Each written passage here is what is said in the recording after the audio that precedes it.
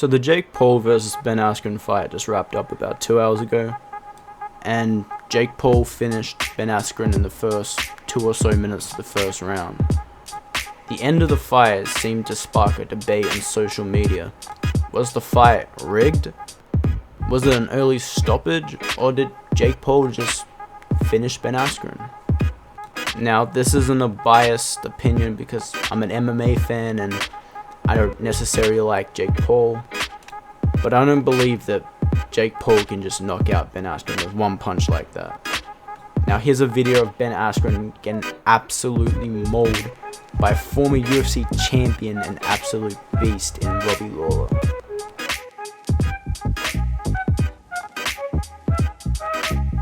Ben was able to recover and eventually win that fight, though it be in controversial fashion.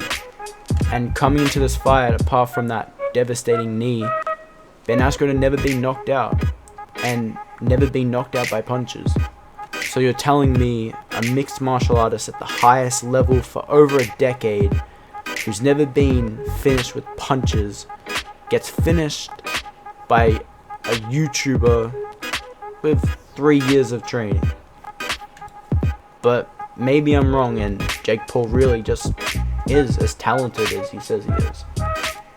But even if Jake Paul actually dropped him, I don't necessarily agree with the stoppage.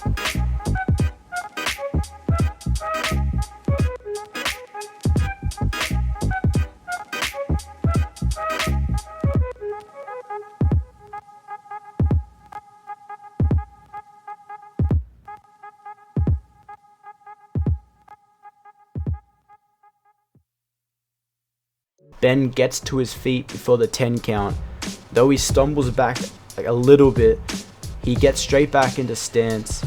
And Jake Paul still thinks the fight's on. He gets back into stance, they get back into their face, and the ref steps in between them and just calls it off. Most likely this is just another case of bad refereeing, but you can't help think that this could have been rigged. Here's a clip of Ben Askren and his wife leaving right after the fight.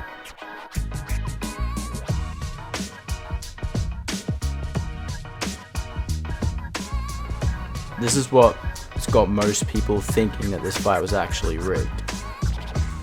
He was probably just down for the payday and didn't take it too seriously, but I find that hard to believe.